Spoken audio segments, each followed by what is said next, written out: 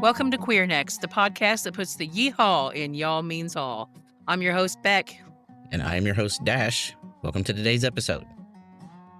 My audio was kind of echoey because of how empty this room is and everything's a hard surface. So I did some weird stuff and put quilts down random places, like on the floor in here. We'll see if that does anything for the audio. It sounds like you thought you muted yourself, but you did not. Did I not? Can you still hear me? Oh, I've been using that as a mute button for a long time. No, it normally works, but because I can hear the click, and then I can see you like cough or whatever, but that time it did not mute you. Oh, and so good to know. Sorry about that. We got the full experience. Oh, happy Saturday. Yes, it is. It is. I slept in, so that was wonderful. So in therapy this week, we decided that I had to get up early on Friday and Saturday, and I didn't do it either day. So, okay, what's the reason? Because I need to be writing. Oh, are you more likely to write in the morning? Yes, my brain goes to shit after a certain point in the day. I just know myself. No, I know what you mean. So I used to have to take my math classes at like 8 a.m. because otherwise the numbers were not getting into my brain. Like if I'm awake, it wouldn't willingly take it. So where do you do your writing? Is it at the same place we record? Yes, I'm working on that. Yeah, that'll help. Yeah, we bought a desk to go in the spare bedroom. It's little, but it's a surface, so that's really all I need. We have a chair. So yep, that was something. I was actually living on campus in the dorms last year when I was writing, and there was a little study room down the hall. That's the reason I wrote as much as I did over spring break, because the students were gone.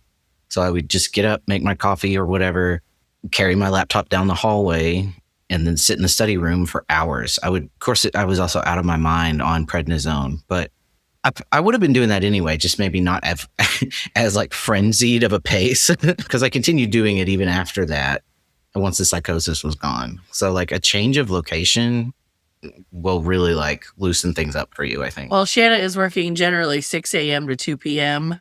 And so she's gone the times that I'm here pretty much. And then the other times that we're sleeping. Sleeping is a big issue for me. I've been going to bed at like 9:30 and getting up at like 9:30. So I don't need that much sleep.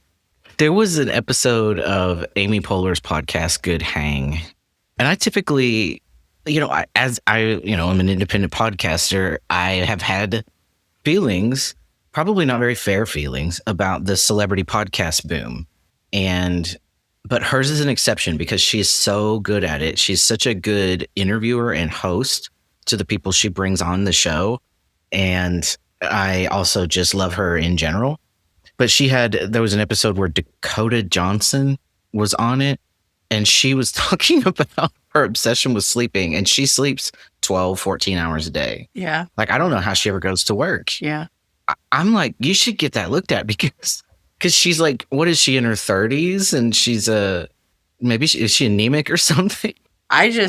Mine came from a long stem of depression and grief. And then I just got in the habit. And once you get in the habit of it, it's real easy to stay in the habit of it, especially when you don't have a lot of responsibilities outside of work. So literally all I do is work and sleep and watch TV. That's my whole life right now. And I need more writing in there, less sleeping. Yeah. Goodness gracious.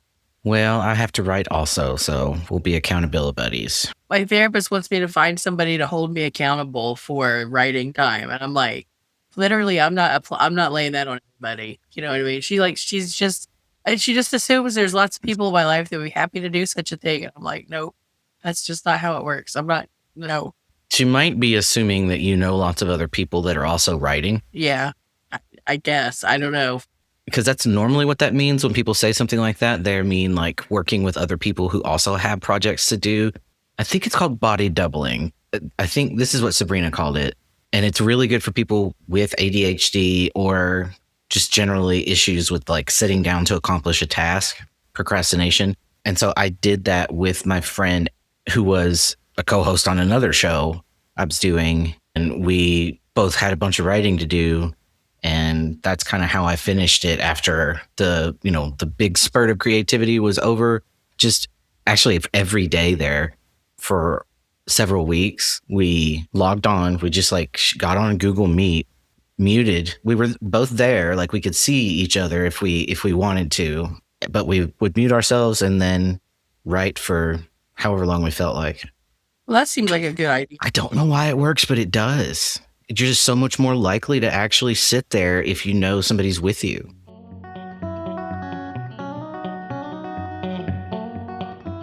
I went for a walk in my shorts earlier. Oh, you're one of those dudes, huh? Well, no, it's actually that warm here.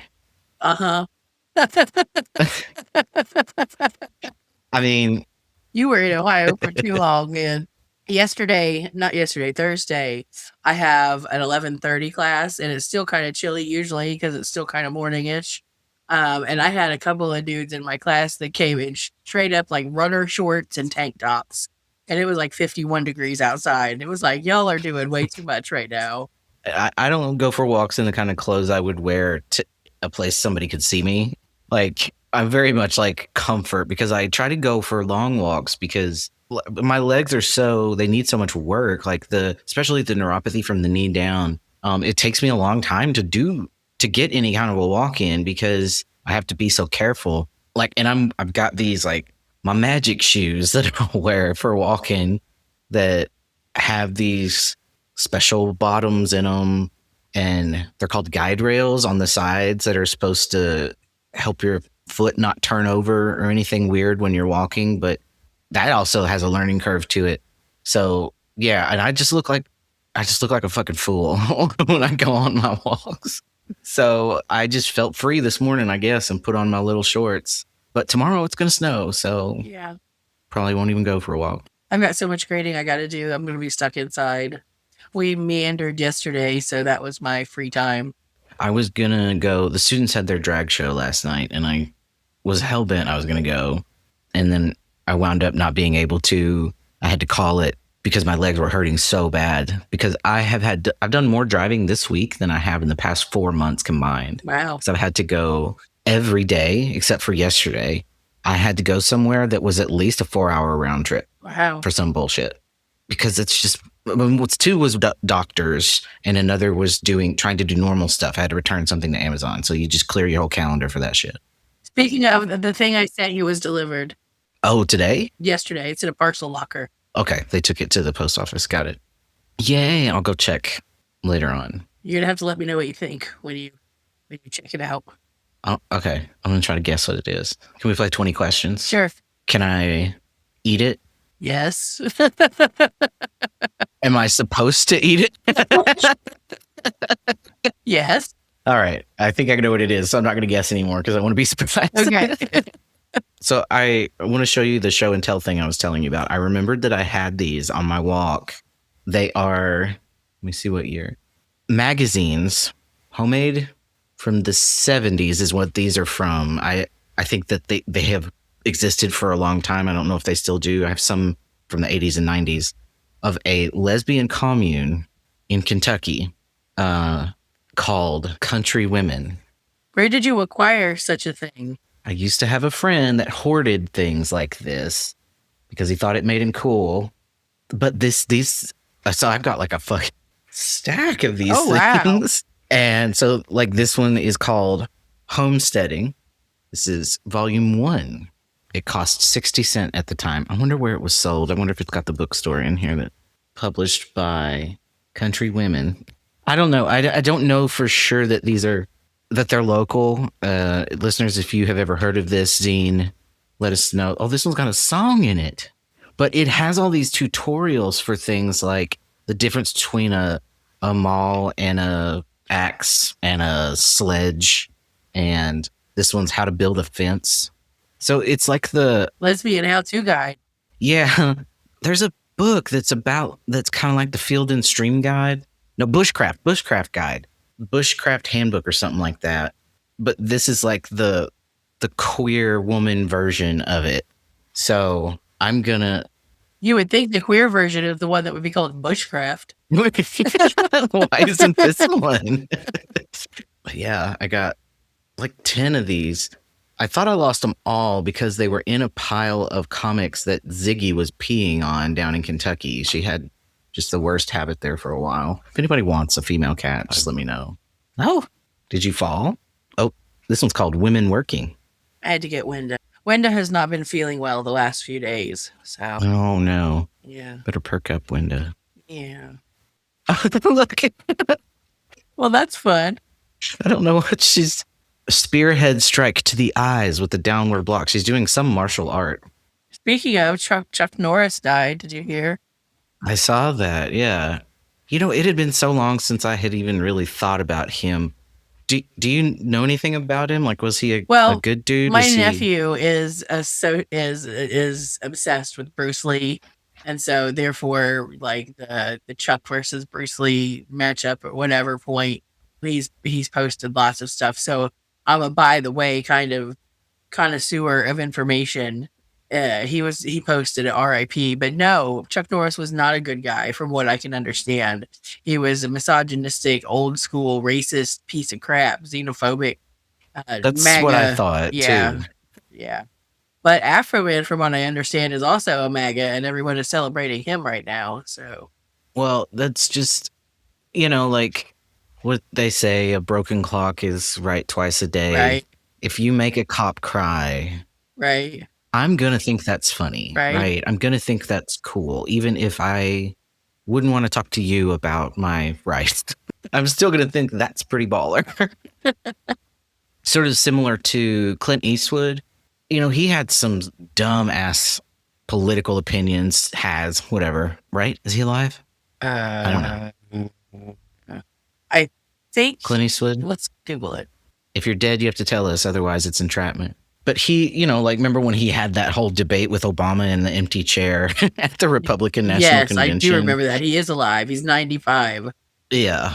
And his movies have these messy ideologies and things that I can't agree with. Like the whole point, and in a way that's actually kind of cool, right? The point of $1 Million Baby is that she doesn't want to live life as a disabled person. Right. And that raises this uncomfortable question of, does she have the right to feel that way? What is the movie? Is the movie condoning this, or is it merely representing it? So, but anyway, he has some other ideas that are pretty progressive, right? Like he thinks that queer and trans people should be left the fuck alone. Speaking of dead celebrities, Nicholas Brendan also died. I don't know who that is. The guy that played, what's this dude? There's this incel dude in Buffy the Vampire Slayer. I've never seen a whole episode of that show. Oh, I love me some Buffy. Xander was his name. He's in love with Buffy and simps for her really hard, but he's also like broody and pouty and sulky. And every time she dates somebody or expresses an interest in somebody that's not him, he gets really passive aggressive, and he's just not likable. He's not a likable character. And apparently the actor himself was also very likable, but he struggled with addiction. So I think I know who you're talking about. I saw a picture of the guy I think is from Buffy. So there's only one guy from Buffy that died this week. So yeah, I assume it's that guy. Yeah, probably. I was not watching TV at the time that he was really famous, like late 90s to early 2000s. I just wasn't watching a lot of TV. No, I completely missed it. I watched it when I was 33. Got ya. And I binged it from beginning to end, all 7 seasons, in like 3 weeks. Yeah, we've done that. We just did that with The Way Home. I've always liked time travel stuff, so I enjoy it. I loved Quantum Leap too. That really was my first love when it came to sci-fi. I didn't really watch that one. It's so good. You should watch it now. The remake, they did a whole trans episode about a young girl being on the school basketball team, and she was trans, and her dad was the coach. And when he jumps in, he doesn't know anything, so they were down a play, so he puts the girl in, and he had an arrangement to not play her, let her be on the team, but not actually play her. But then he played her, and it became a big ordeal. And it was a beautiful episode. I showed it in class one time. I didn't even know there was a remake. And one of the main guys is genderqueer. The guy that runs the computer. I see that. Yeah. Mason Park. They were very gender progressive on that show. So, of course, it only lasted 1 season. You know what I mean? Right. I thought it was pretty good. I was looking forward to seeing what happened. Oh, NBC. Yeah. But you should watch the original one. The original one still holds up. It's pretty good. I've seen the odd episode. Did you see the one where he was the kid with Down syndrome? Oh yeah, I've seen that whole show like 5 times over. And like anytime I would see it, I was just focused on like the production, like how they were actually doing their what you call it, their effects. You know, the way they would film him, but have him also be somebody else. Yeah. The moment it would reveal that he was who he was, that was actually kind of cool camera techniques. Yeah. They had a lot of fun stuff like that. Okay, I'm gonna pick a page. Oh, this one's on spirituality. Ew. Structures. People were just out here, you know. I couldn't imagine Gen Z doing some shit like this. They would think it was too cringe. Yeah. It'd have to be digital anyway. My students make zines out of paper. Like they'll have events where they sit and make things. Oh, look, they've got some self-defense things, and it's the key technique where you put your keys in. But see, you're not knuckles. supposed to do it that way. You're supposed to do it with your keys like this so that you can stab easier and it doesn't cut between your fingers.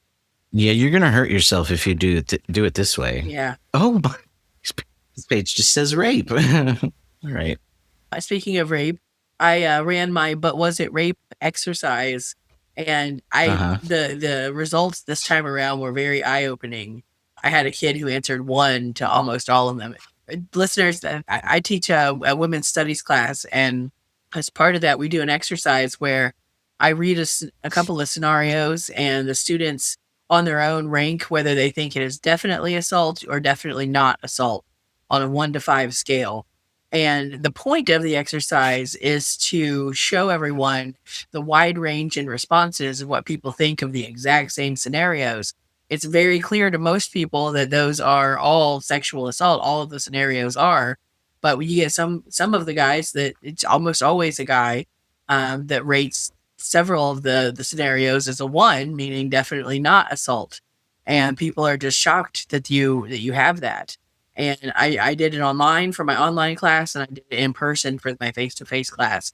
And the results are always the same. There's always a couple of them who rate them 1s and 2s. And it's a very interesting exercise. Do you think when they do that, they really believe that, or if they just want to hurt you or anybody who might know that they voted that way? The online one, there's no accountability to it. It's just a little quiz. It's a Qualtrics quiz. Their name doesn't get associated with it. It does so that I can give them credit. They put their name in at the beginning, but at the end, they don't have. When I show the results of everybody, their name is taken off of it. So I guess that there's still some shock value in that, but no accountability of any kind. And then it could be with the second, the guy sits in the back and laughs a little bit too much for my liking in my class. I don't know why he took it. He seems like an oddball to me, but he's there. Did you say you do this exercise more than once in the semester? No, I only do it once per semester. Oh.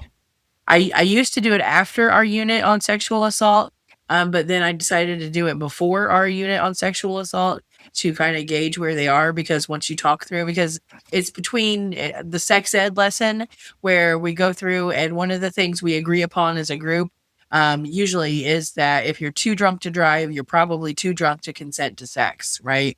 In one of the scenarios, it's 2 women and one of them is blackout drunk. And a lot of people have a real hard time saying whether that's assault or not. Number 1, because it's 2 women and they feel like, how can a woman assault a woman very easily? That's the answer. And then they also think, what if they're both drunk? Then whose fault is it? And you have to be very frank with them and say, well, sex isn't something that just happens. It takes the concerted effort of at least one party to get the deed done. And whoever's doing that should understand that they're too drunk to consent. So therefore it's an assault. They haven't had their beliefs challenged like that before. In one of the scenarios, it's a girl. There's the guy in the relationship. They've been together for 6 months, and the guy wants to wait until marriage to have sex, and the girl decides it's time. And so even though he said no 100 times, she whips out a condom one night and is like, if you really love me, you'll do it. He thinks about how he got teased, and so he gives in. And people almost not universally, if I get a 1, it's usually on that one. A lot of people realize that they're 5s, but if I get 1s, it's on that one. Or the last one where it's 2 guys and one assaults the other. He never really says no. He's like, hey, we should get back to watching TV. And then he tries, hey, we should get back to studying for the exam. one guy came up after class. He's kind of a thorn in my side. And he said, he always waits till everybody's gone and then comes up and talks to me, which I usually like, but this one's weird. But he said, well, to be honest, 2 of those were rape and 2 of those were sexual assault. And I said, how do you define the difference? And he said, well, I think it's a legal definition. There's a difference between the two. And I was like, okay, because I'm not arguing with a kid alone in a classroom about something like this, you know? And so I was like, okay, you can think whatever you want. I really don't care. Yeah, coercion, they have a hard time with that one the first time they find out about it, because I think people in general are not super aware of how pervasive coercion is in general in our Right. society. A lot of the things we do are not actually our idea in general.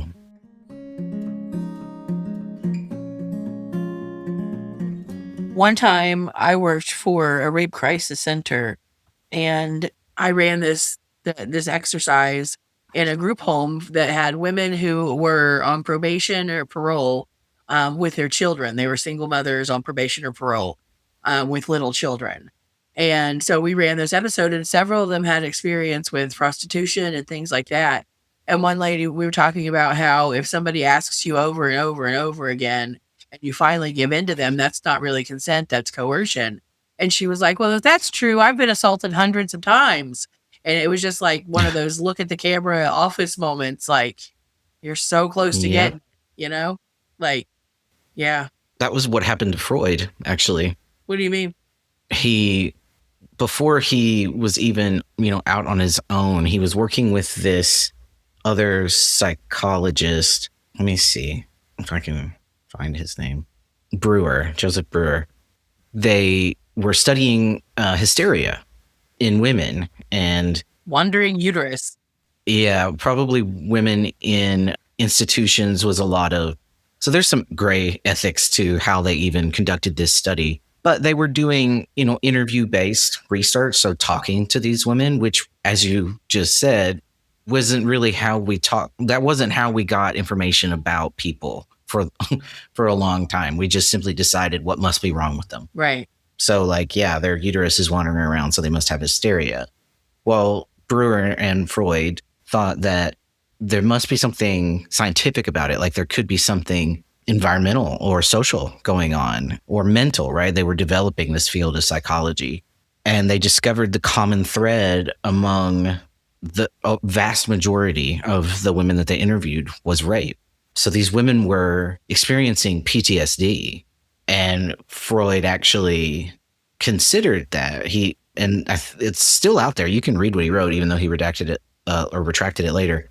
But he was like, that can't be, because that would mean that almost every woman experiences sexual violence of some kind. Yeah. And that's just simply not possible, because I personally haven't done that to anybody. Right. Because it wasn't just hysteria. It was neuroses. I think it was just general neuroses.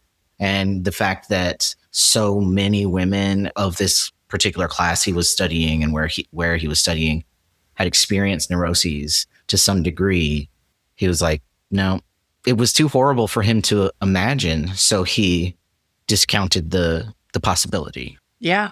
And it's hard to say if you wouldn't do the same in that time and place, and with what we thought we knew about how the fairer sex is treated.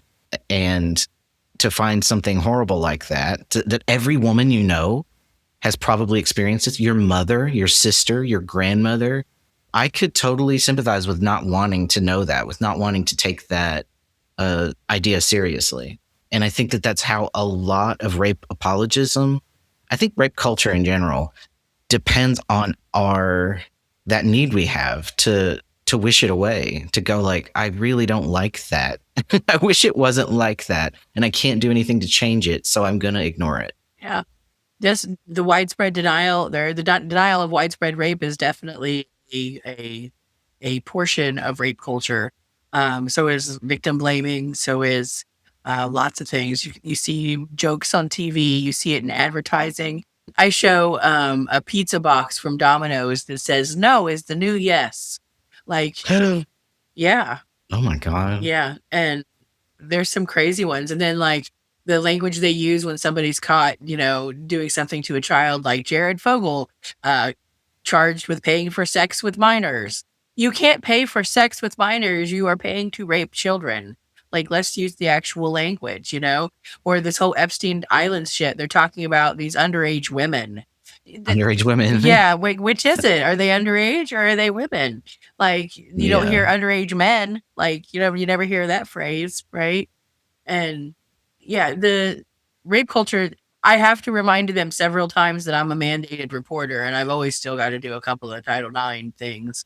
It's trickier in my online class because I let my students create the questions and stuff.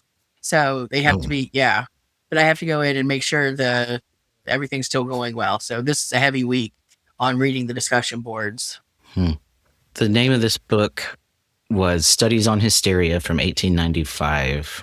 There's a cool article I just found, how Freud betrayed his mentor and invented psychoanalysis. So this is how he pivoted into psychoanalysis, like the idea that we're motivated by sex and violence. So and the death drives and all that stuff. Yeah, I don't know. I like psychoanalysis sometimes, especially if it's in a feminist context. Like, Chris Jaba is always going to be one of my favorite authors. That's what she's doing, is feminist psychoanalysis. And so in a way, we kind of have to give Freud his flowers. But I never read anything of his where I'm like, oh, yep, you got it, queen. No. Well, the best thing he did was die so other people could take his stuff and do something with it. Tell me how you really feel, dude. It's just so, when you start trying to tell people about themselves based on what you have observed and frameworks that only you have authored, of course you're going to fuck up. But I have never cited Freud, I guess, until now. That is kind of what I just did. Give me a number between 1 and 20. 17. Okay. I'm trying to turn to a page in this book. That's what I do to call on random people in class. I look at someone and say, give me a number between 1 and 34, and whatever they pick, that's who has to talk. It's evil. The Dream's the Thing. I think this is a creative essay from a book called Older Women. Ooh. I wonder if it's older women as in respect your elders, older women, or older women as in sexy time, older women. I don't know. It's hard to tell. I think it's a poem called Rose Anchor. It is not very good. So I don't know. It'll take some digging to find anything good in there. I've had them forever and still never read all the way through one.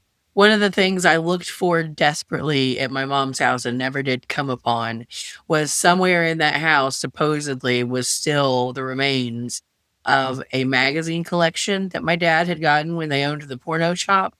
And they were all of mannequins instead of naked women. You told me about this because they could mail them out that way. Yeah, because of the Comstock law. And so that's before Playboy and all that kind of stuff. That's how they got around it. And so there's like erotic mannequin kind of things. And you can imagine, I can only imagine that really was one of the reasons the 60s was so weird, Yeah. People that grew up. Are you still looking, or did you give up the search? I gave up. Oh, I sold everything. I sold the property. Yeah. So if it's still there, we looked everywhere I could think to look. So my dad's girlfriend lived in my mom's house for 6 months between the time that my dad died and that I got the keys to the place. And there was a lot of stuff missing. So if she found the porn stash, she was probably the type to, because there was none of that. There was nothing. They had a copy of the Italian Stallion, which was the Rocky, Sylvester Stallone pornography. That was nowhere to be found. All that kind of stuff was gone. Let's talk about something else. Well, let's hear a word from our sponsor then. Good idea. This episode of Queer Necks is brought to you by Tina's Home Twerkin' Trucker Meth. Listen up, cousins, commuters, queer necks, and all you lost souls currently hauling 20 tons of frozen poultry across the state line. If it's 3 a.m. and the interstate lines are starting to look like neon spaghetti, well, we got what you need to wake up. But not like morning person 9 to 5 wake up. We'll let Dolly handle that. I mean, see the curvature of the earth and hear a goose fart at altitude wake up. What's under the hood? Now, calm down, Nana. It's all legal. At least it was in the 90s. This isn't the stuff that'll get your house cordoned off by a hazmat team. This is a proprietary blend of enough caffeine to make a hummingbird's eyes water, unregulated amino acids found in a lab in international waters, guanine and taurine, whatever those are, and so much B12 your sweat will glow in the dark. Why trucker meth? Because being a queer person in the rural South means you've got to be twice as fast and 3 times as sparkly. Whether you're pulling an all-nighter to fix the tractor or just need the energy to explain your pronouns to your uncle for the 14th time, trucker meth has your back. Get yours today. Stop by any participating truck stop with a slightly questionable reputation or visit our website. Use code GAYRAGE at checkout for 15% off your first tub of aggressive citrus or high beams blue. Disclaimer, side effects may include listening to the bald and the beautiful at 2 times speed, sudden urges to reorganize your tool shed by color, and the ability to sense the exact location of the nearest Waffle House. These statements have not been evaluated by the FDA, but the bottle is BPA free. Trucker meth. We guarantee you'll keep it between the lines, but not that the lines won't be moving. That's hilarious. It was called Yellow Jackets at the Shell station in Williamsburg when we were in high school. Yeah. I remember those things. Because they were these gigantic pills that were striped yellow and black. Yep. We sold them at the Briar Patch that summer that I worked at the Briar Patch. People bought them a lot. Have I talked about the Briar Patch on this show before? Probably. I think you did. Yeah, you have. But I was about to say I thought you did a Noun of Appalachian Interest, but I don't know that for sure. I don't think I did the Briar Patch. Yeah. Maybe I did. I can't remember. No, it was Greenbrier. Oh, yeah, the Greenbrier, which is totally a different thing. The Briar Patch is the gas station closest to my house and my mom's house. And it is not just a gas station anymore. They built it into a little market. You can get literally racing fuel. You can get live bait. You can get fried frog legs or fried chicken and JoJo's or biscuits. You can get ice cream. You can get any kind of pop except for sugar-free Red Bull. They refuse to sell it there for some reason. I guess they think it won't sell. You can get a statue of an Indian lady with an eagle on it. You can get a sympathy card from 1975. You can get pizza rolls, you can get slushies, you can get anything that you can think of. It is there. You can get the little crack pipe roses on the counter. Have you ever had frog legs?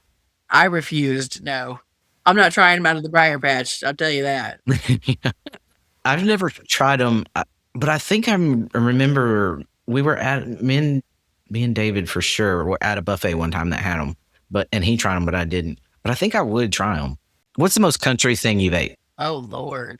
Probably a roast beef sandwich with mashed potatoes and gravy on top of it. An open-faced one? Yeah. Okay.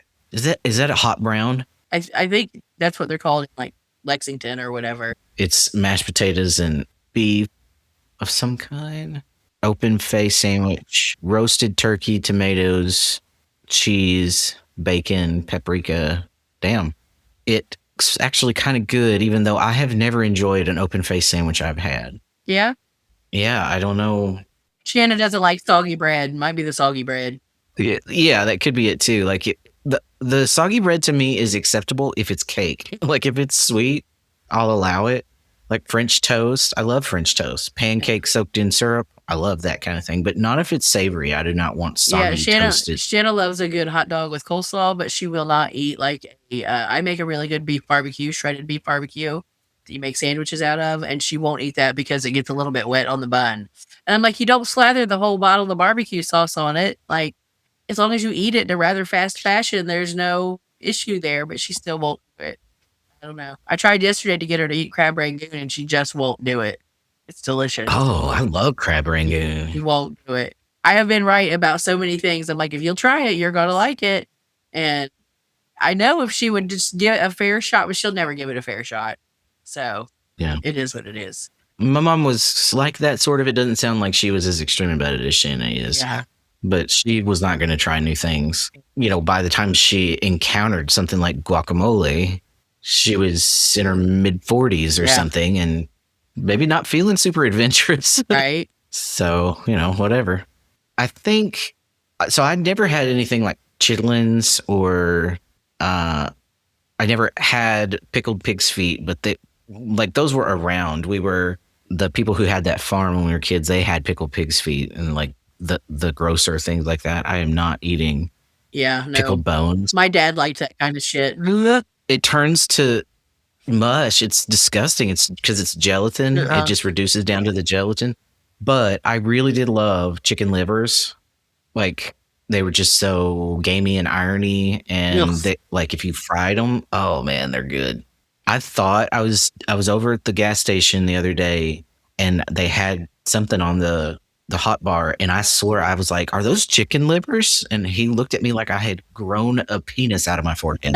That would be a neat trick. And I was like, "I'm sorry. I thought they look like chicken livers. What are they?" I don't even remember what he said because it was something completely not. I don't even know if it was meat. I was like, "You need to take these off the bar," because they're giving some sort of internal organ that you apparently think is not fit for human consumption. But I like them. I mean, and I think it's because my dad really liked them, and I believe I got a lot of my palate from him. He's the one who introduced me to like kimchi or spicy Asian food in general. I've never tried kimchi, though. I watch the kid that makes it every day with his.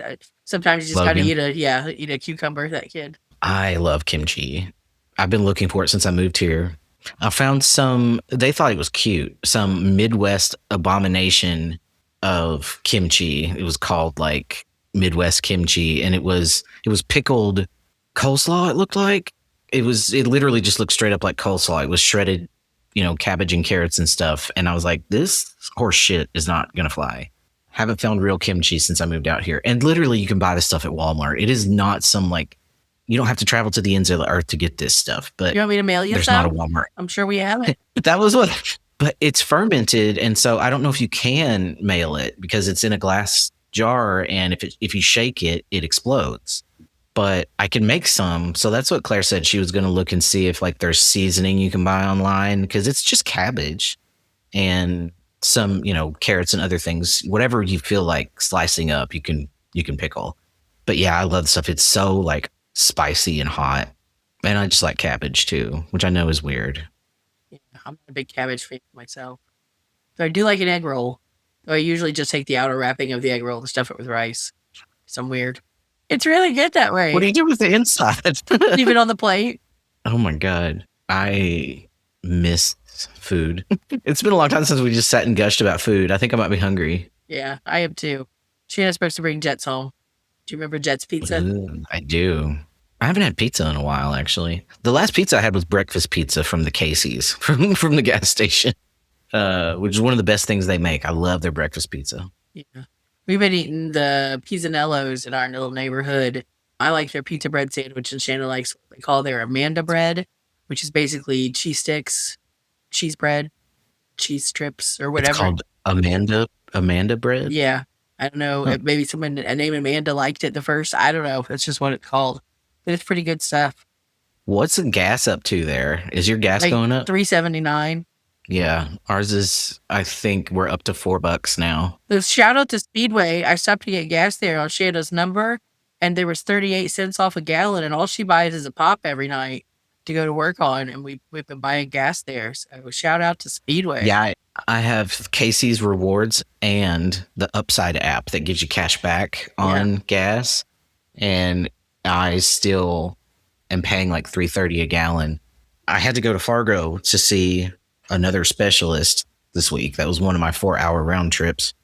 And I happened to see a place in the middle of nowhere. This place was in a fucking cornfield between here and Fargo, and they had gas for like $3.10 a gallon. And I really felt like my dad in doing this. I almost whipped the car off the road and made a beeline. I was like, hell yeah. This is the cheapest gas in the tri-state area. I remember like making so much fun of old people for frugalities and things when I was a kid. And now I'm like scraping. I have pennies in my pocket, for fuck's sake, right now. Like I'm paying with exact change next time I get a coffee at the gas station or something. That's hilarious. It's rough out there. It sure is. It sure is. I asked Carvana what they wanted for my Subi earlier. That's a bad precedent. I don't need to be doing that. Yeah. They sent me an estimate of what my car is worth versus what I paid for it. I'm a little pissed.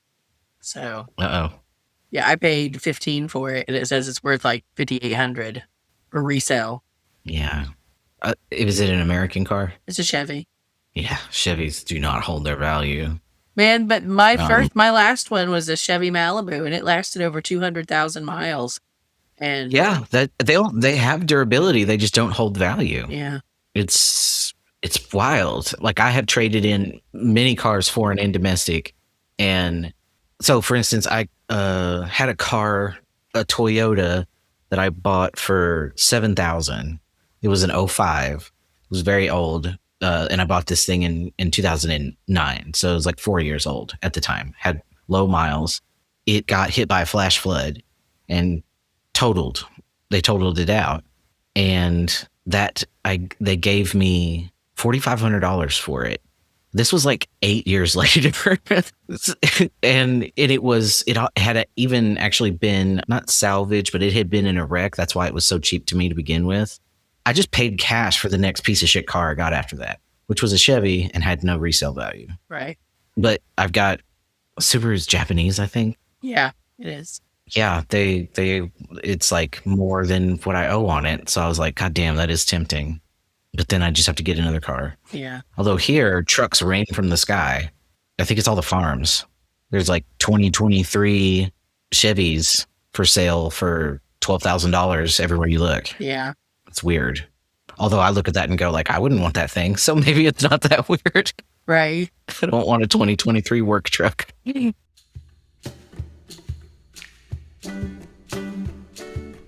Hi, Linda. Did you hear Oscar screaming behind me? I did. He's outside the door. What are you doing in there? Who are you talking to? Are you making friends? You made a friend that's not me. Wenda just went from being very up and energetic and moving around to just laying in one spot and sleeping. So yeah, she hasn't eaten in 2 days. We're gonna take her to the vet on Monday. Amanda. Yeah, she seems to be physically okay. So she's drinking water. She's peeing okay. You know, she just doesn't seem interested in food, which she has done before. But I mean, usually you can trick her or at least entice her with like chicken nuggets or something. And she just wanted none of that yesterday. I gave her some sugar water in case her sugar was too low because it had been a while. I don't know. Oh, it's going around. I don't like it. We are all so old that our pets are old. Yeah. Because it started to feel personal actually for a while there. Like Yeah. I'm sick, mom is sick. I know 2 people who lost pets in the past year, 3 people now. And I'm like, what the fuck is happening, universe? Take it easy, man. And I'm like, wait a minute. No, I'm just old. As you get older, that shit starts to happen with more regularity. Yeah. And then I start to think like, is this what happened to my parents, to the generation before us? Like they reached an age where everybody just started dying on them. Yeah. Yeah. I went from having 19 aunts and uncles to having basically 2 left. I have my one aunt that I haven't ever seen since I was like 3 years old. And then my mom's sister, who I went and saw like a couple of months ago. But they were estranged a lot of my childhood, my mom and her sister. But that's pretty much all the family I have besides my sister who isn't talking to me. Well, and if the world's going to go to shit, I guess we got no other excuses than to just do whatever we feel like. Right. I'd be them. There's a job there at BGSU I might apply to. It's in communications though, so Yeah. I don't know. Well, come on. Yeah. You know what's funny is like when I left there, Yeah. I was like, I would move back to Jellicoe before I would come back to Bowling Green, Ohio. Oh, yes. Which is still actually kind of true. I don't think I would live in BG again, but I would live nearby. I would live somewhere that had culture and stuff in it. Probably, if there were things to do that I liked, because there's stuff there that I did really like. I liked being able to take my bike places. I liked being able to go outside. The Toledo area has the #1 park system in the United States. Right. Yeah. There was a lot of beauty there for it to be flat. Right. That kind of surprised me but they're like right in the Black Swamp area or in the BG area. It's god awful looking. Right. That is not a cute town, but you get outside of it and start adventuring a little bit, going over into Michigan and stuff. Like it's definitely like around the college has some interesting spots. Yeah, lots of potential. Yeah. Did you bring a noun of Appalachian interest? I did. Pull it up here. All right. This week's noun of Appalachian interest is Loretta Lynn. Now, when we talk about Appalachian icons, there are a few names that come up every single time. And one of them, whether you grew up on country music or not, is Loretta Lynn. Loretta Lynn was born in a place called Butcher Hollow, Kentucky, which, first of all, sounds made up, but it's very real and very Appalachian. but your holler is how you should properly say that. She grew up poor, like coal miner's daughter poor, and that's not just a song. That was her actual life. Her daddy worked in the mines, her mama raised a whole house full of kids, and money was always tight. And if you know anything about Appalachia, you know that that kind of upbringing doesn't just shape your life, it shapes your voice. Loretta didn't come into music the way a lot of people do now. There wasn't some big plan or industry connection waiting on her. She got married at 14, had 4 kids by 18, and somewhere along the way, her husband bought her a guitar. And that was kind of it. She taught herself how to play and started writing songs about what she knew. At the time, that wasn't what women in country music were supposed to be singing about.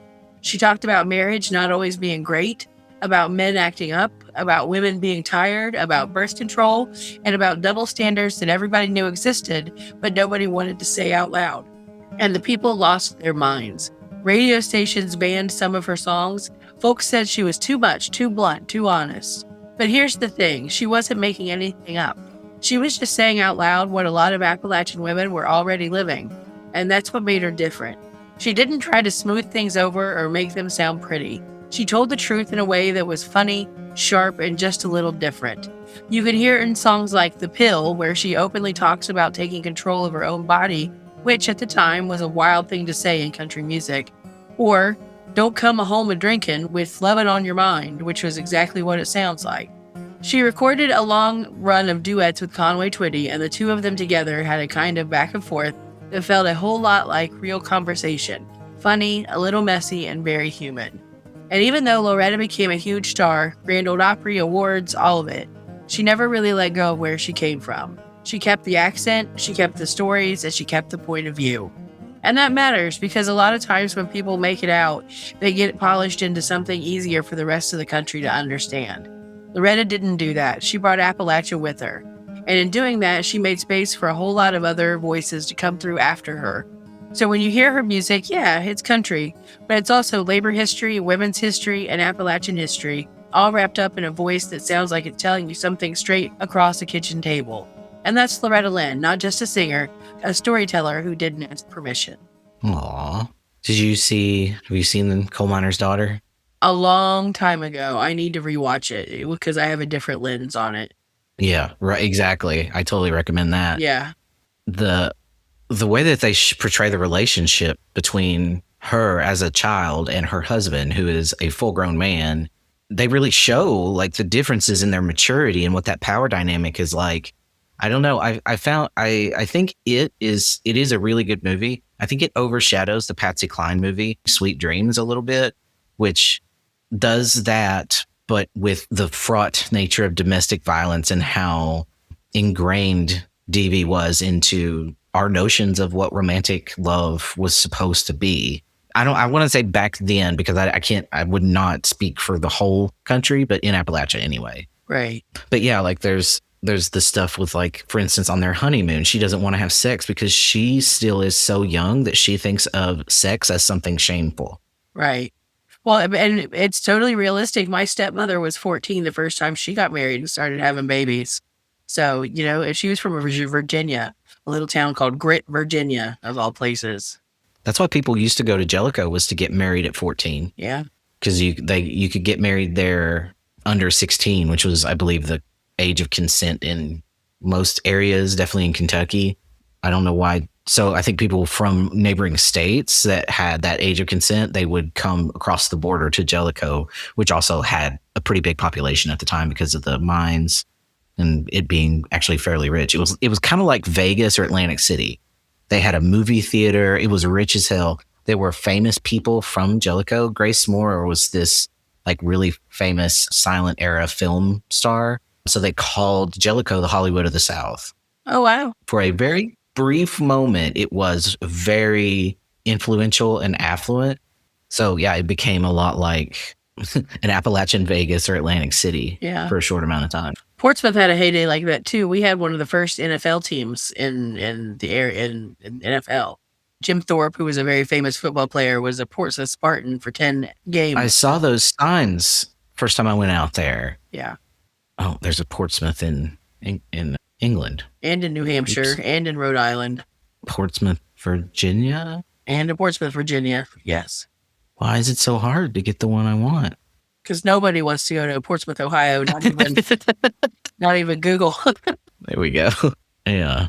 That whole region, like the Shenandoah Valley, it had a lot of pockets of affluence because of the resources that that were extracted from the mountains there. But it was so short-lived because of the way that acute version of like high octane capitalism that cannibalized itself really quickly. Like for instance, the way the companies in Jellicoe, they all just ate each other until now it's one big company. There were no competing companies anymore. So that part of a company town's history, it ends very fast because it is pure capitalism, which means whoever has the most capital is going to win. Nobody can fight that. I forget what I was going to tell you. Oh, the Patsy Cline documentary, though? Not documentary. What's it called? Biopic. Sweet Dreams. It was when I fell in love with Jessica Lange. So that was my first like big crush on Jessica Lange, who she did an incredible job playing Patsy Cline. Mm-hmm. My grandparents really liked her too. My grandma's favorite was George Jones, though. She had a crush on George Jones for forever. I really liked Hank Williams Sr., but he has actually kind of a small body of work because he died so young. Yeah. He was 29, I think, when he died. And he died on the road. Like he still wasn't, he didn't become a big name until after he died. He died in West Virginia, if you didn't know that. I think I did know that. Like he was in somebody's back seat, basically dying of alcoholism. Yeah. One time I was supposed to be researching a paper and went down a whole rabbit hole about Hank Williams Sr. and how he died and all that. Because he would have died in Tennessee, right? Yeah. And he was supposed to go on a tour, or he was on tour and was supposed to go to his next show, but that show got canceled. So they were going to stay in Tennessee. And then last minute they booked another one. So he died on the way to it in West Virginia. Yeah. Can you imagine being on death's door and still trying to go to work? I mean, that's the American dream, isn't it? That's what they do.